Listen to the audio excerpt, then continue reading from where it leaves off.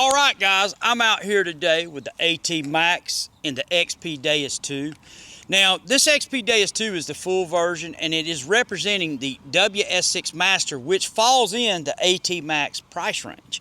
I had some comments on my channel about Garret products in the AT line and how they stack up against, the newer tech, say from the Equinox 800 and on up. This was released in 2018.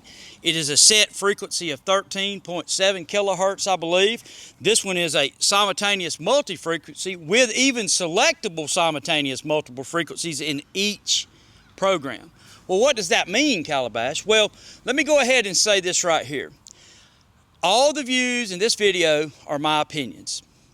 My soil is very mild, so your mileage may vary some as you go into the hotter or more mineralized dirt, as it normally and typically does. Simultaneous multi-frequency has an advantage, it's a proven fact, over single frequency detectors normally in hot dirt. So keep that in mind as you watch this video.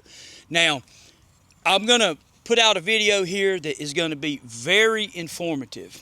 I promise you that if you will stay tuned to this video, I will show you some enlightening stuff about this newer technology versus single frequency and this older tech that has been around for years of single frequency technology. Now, what normally happens, and I've seen this phenomenon over the years, is people get in Facebook groups, whether it's MineLab, Nocta, XP, or Garret, and they get in these echo chambers, and they use a certain brand detector, and there's nothing wrong with that. By all means, if you enjoy using this detector and you don't have any desire to look outside of this and understand what's going on in the technology department and the metal detecting market, then by all means stick with it. But if you want to know what's going on in the metal detecting market and how it has advanced over the years, which may make your detection capabilities even better if you learn how to utilize the technology that is out there, then this video is definitely for you. Got a call coming in, and we're going to have, it's sharpshooter, so we're going to have to hold that one because I'm shooting this video. But I promise you that this video will contain some of the most valuable information that you've ever seen, demoed, and I'm going to explain the why of it too. So it's going to be a long video. We'll do some unmasking tests too, but we're going to do a depth test first on a silver $1/2. Let me show it to you on the GoPro. This is what we've got buried there. And it's 12 inches deep, a big old honking piece of silver. So first up in the lineup will be the Garret AT Max. So let me get the machine mic'd up. Let me quit running my mouth. Let me get the camera on it. All this good stuff. A lot of moving parts to this, guys. So you guys bear with me. I'm going to try to do it where we see both detectors at the same time, on the same targets set up. But I may just run through those over there in the unmasking department really quickly because I don't want to drag it out for hours. Pretty hard to put all this information in the YouTube video. See how the Garret set up? Zero dis, zero mode, opened up. I guess if I powered it on, it would help. Okay, you guys see how it's set up? That's a dime. Oop, wrong target. We need to be on this target. Here's the 12-inch target. Guys, see that? Lift the coil to 13 inches. 13.5 inches. It's pretty much gone, right? You guys agree with that. Here's an 11-inch dime. Scrub the ground. Lift it. Lift it just a little bit off the ground. You guys see that, right? It's gone. We're going to check the Deus 2, but I'm not even going to check the Deus 2 with a 12-inch. I'm going to put this cap up there, which we just seen. You're going to get absolutely nothing with the AT Max. But I do want to show this real quick. What size coil is the Deus 2 wearing? Well, you see that it's way smaller than the AT Max. With that being said, let's get this mic, and I'm going to have to hold it a minute because I don't have anything, and I should have been prepared for this, to mic up the Deus 2 with. Now, let me make a couple of notes here. Simultaneous multi-frequency sometimes gets affected by EMI worse in my yard because I live in a high EMI environment. But in normal hunting conditions where you don't have power lines and a big industry building right beside you, I found that these programs run really stable. And sometimes it's according to what machines they got running. It runs really stable here, but this is based off deep high conductor. I'm going to show it to you, then I'm going to explain the why and what are you seeing. So it's deep high conductor. We're going to wait till the coil pairs up, and we're going to look at that deep silver half. You guys see the coil just paired up, and let me just run you through 7.6, nothing out of character. Look at the sensitivity on this machine. Now the AT Max is running 1 bar from wide open. Well, the Deus 2 goes to 100 on sensitivity, so I've not even got it close to being maxed out on sensitivity. But let's look at this. Will it hit that deep silver half with this small coil?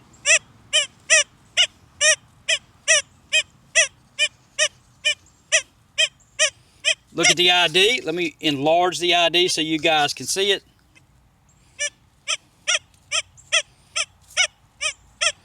Okay, let me move this. Listen on the ground. Raising it. So that's a 12-inch silver half dollar. Look at that coil, guys. Look at the remote.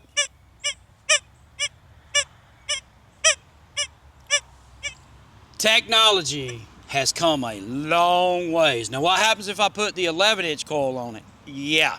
Or the 13-inch coil on it? Yeah. Let's just look at this dime real quick. Look at that coil height. That is an 11-inch mercury dime. This detector will hit it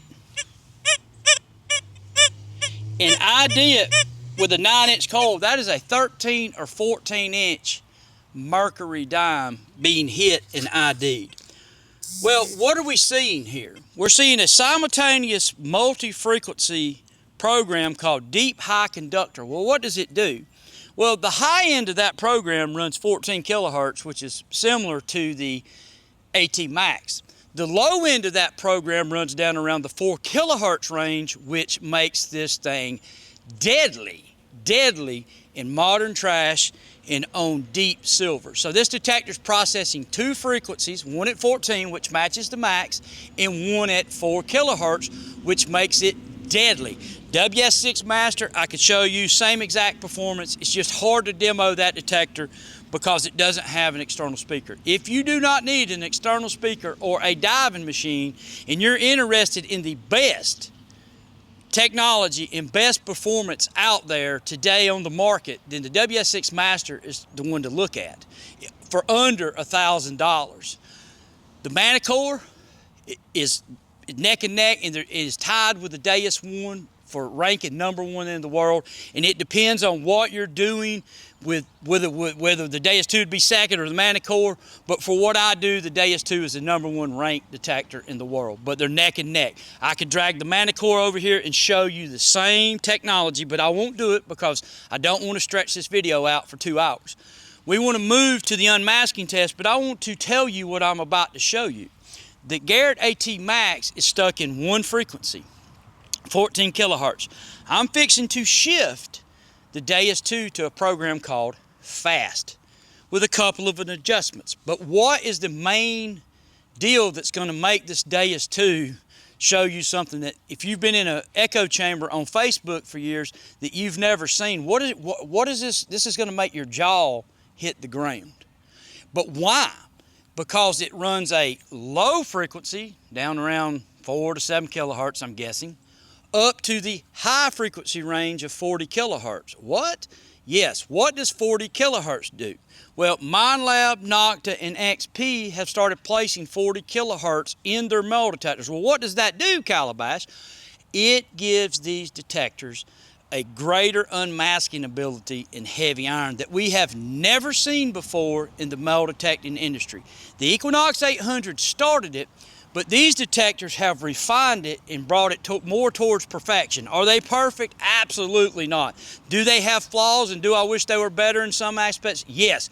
But it is the best we've ever seen in the metal detecting industry at this current time. You can buy the best performance in the world in an XP product with a couple of limitations, not fully submersible, no external speaker, with the little WS6 puck, and if you enlarge the numbers, they're the same size as the numbers that I enlarge, and that is how I use the Deus 2 with enlarged numbers, because I'm half blind, for $799. Well, let me quit running my mouth, because this is not an infomercial for XP or Minelab or Nocta or Garret. It is a information video to enlighten people who are watching, so stay tuned.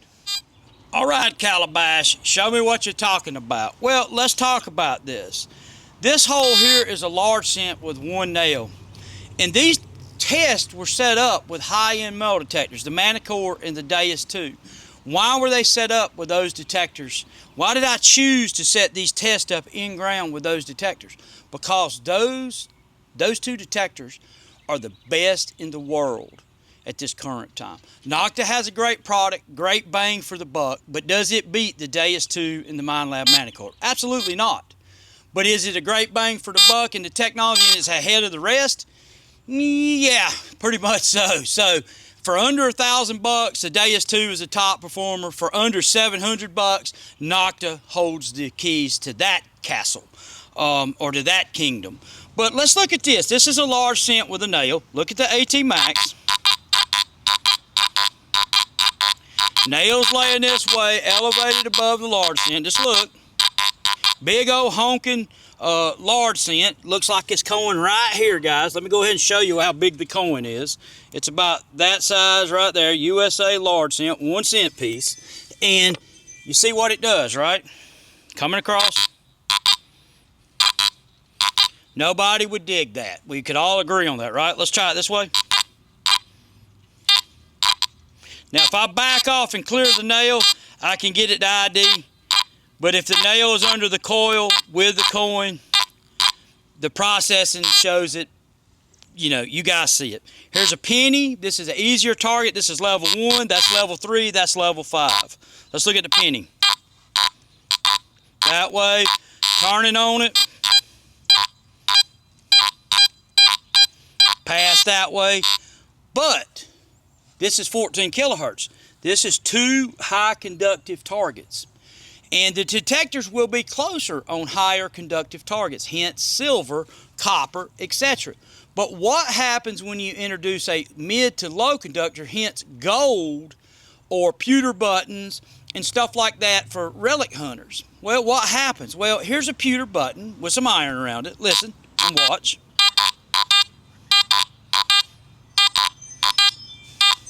Look at that ID.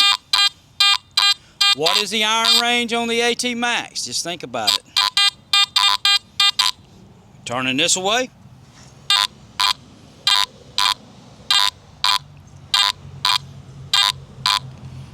Yeah.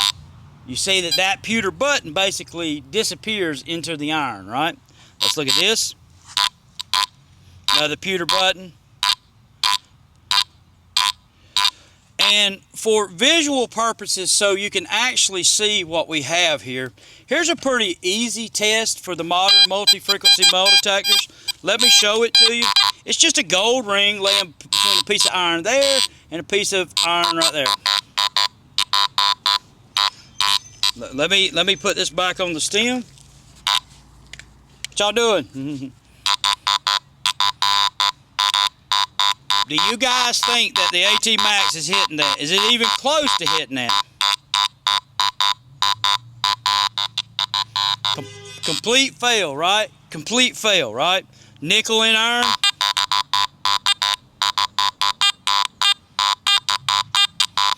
Look at the ID. Little beep. Let's turn this way. Should be a little bit better on the high conductor. Let's see.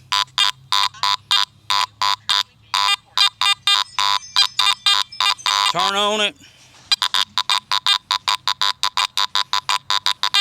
Okay. Now, what are you talking about technology here, Calabash? Well, let's just look at, and these tests are tough.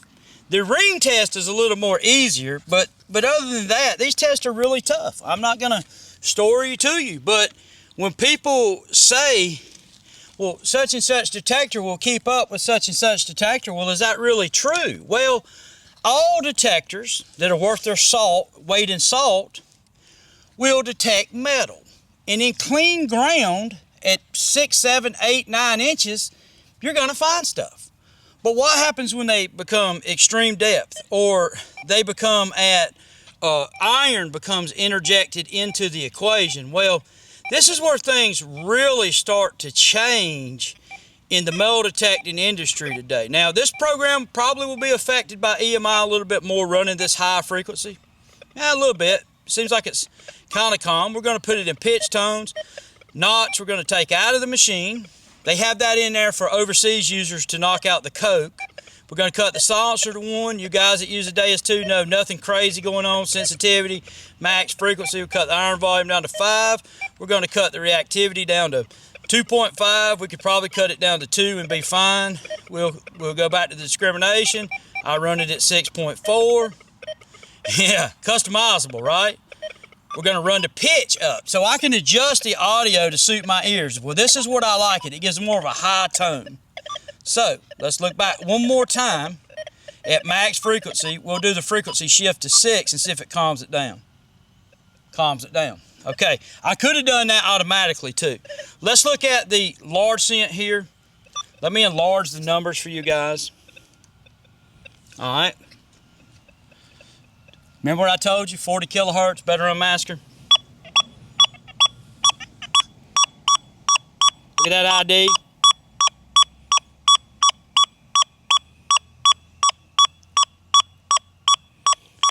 Can I ask you a question? Whether you use a Garret or any other product, is that even close? Is that even close? Exactly.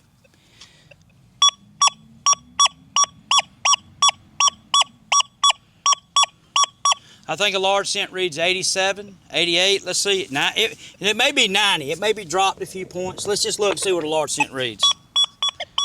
95. So it drops at 10 points in an unmasking scenario. But 85 is high conductive range on the Deus 2. Okay. Let's look at the penny.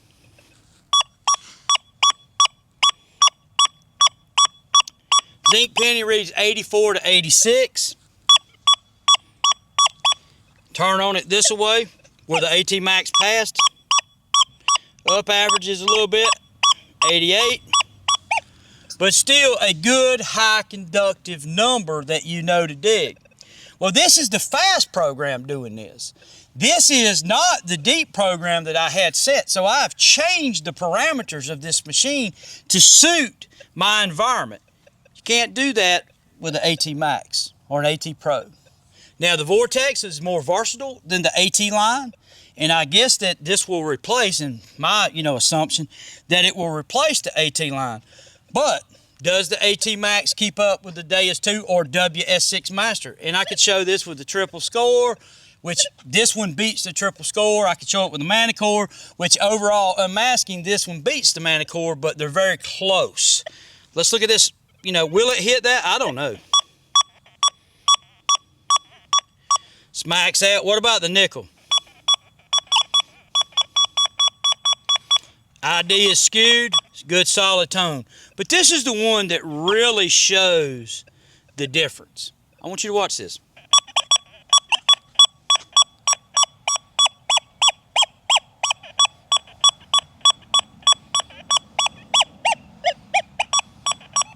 Listen to this detector. You get a little bit of blip off of that hook nail. Hear it right there, right there. But that has nothing to do with that ring right there, right? And I mind you that these are colonial nails and they're very tough to deal with. Yeah, they're very tough on a metal detector to deal with. All right, guys, let's summarize. All right, guys, let's summarize this and talk about this just for a moment. This is just the tip of the iceberg. You guys that are in the don't know category, I'm telling you, this is the tip of the iceberg of what you can customize and make adjustments to get better performance from hunting in iron, to hunting coins in modern trash, to hunting on the beach.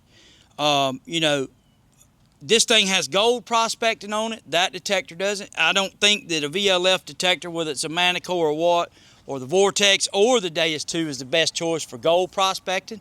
But some people do use a VLF for that, but you have that option on these machines. This is the tip of the iceberg. It is literally the tip of the iceberg. What you've just seen can be duplicated, replicated by anybody that is familiar with this platform or these type of operating systems from Nocta, MindLab, XP. I'm familiar with the Garret series. I started with the Garret Ace 150.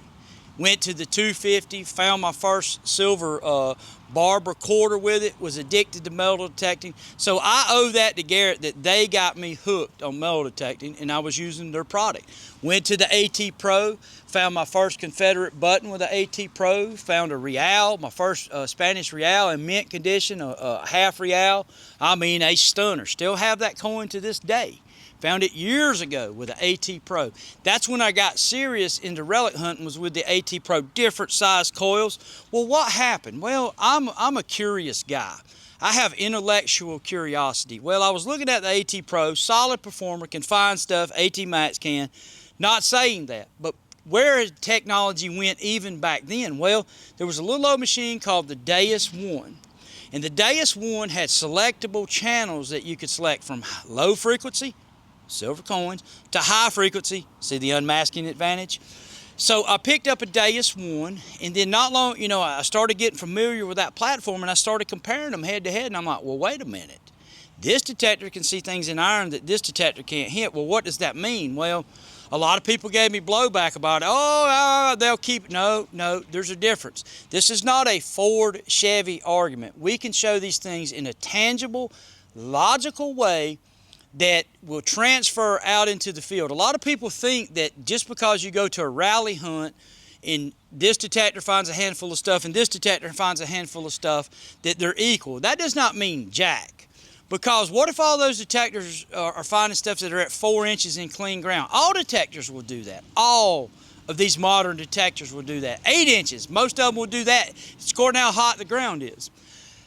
That may vary big time when you get into the multi-frequency, see even a bigger advantage. But with that being said, that is not how you rate metal detectors. Just what I showed you is how we figured out, you know, over the years, an evolution in testing and rating detectors with transparency and doing multiple camera angles so you guys can see that there's no fictitious rigging of testing and all of that stuff that has happened on YouTube. I've seen it.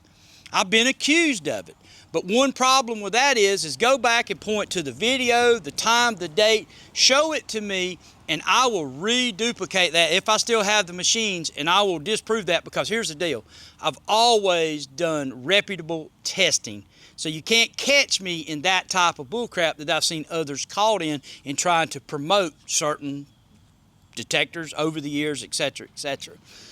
Well, with that being said, technology has moved forward. And I understand that there's people who don't know any better. There's people who are just shills. There's people that are just ignorant. There's people who have no desire to move or know any different. And that's fine too. If you're happy where you're at, stay there. But if you want to become a more better detectorist, using the latest technologies to help improve your detecting game, this is the channel for you guys. This is the channel. You want to know what the real deal is? This is the channel. Some people don't like the way I present it, but hey, it is what it is. It's factual, it's actual, and at the end of the day, it will up your detecting game so you can make more killer finds. Because I'm going to close with this. Over a detecting career, how many more finds would you have made with this detector than that detector with just the detecting scenarios and the advantages I showed you today? I don't know that anybody could come up with an equation, but I could tell you, in my opinion, at the end of the day, it would be substantial, because if you spend a lot of time detecting and you hunt a lot in iron or around modern trash, this detector, as you just seen, has a pretty big advantage, and the other ones do too from Nocta and Mine Lab in this type of environment. So over single frequency, and it's not just the Garret line, all single frequency metal detectors in the digital realm. So just keep that in mind. Thanks for watching. Sorry about the long video.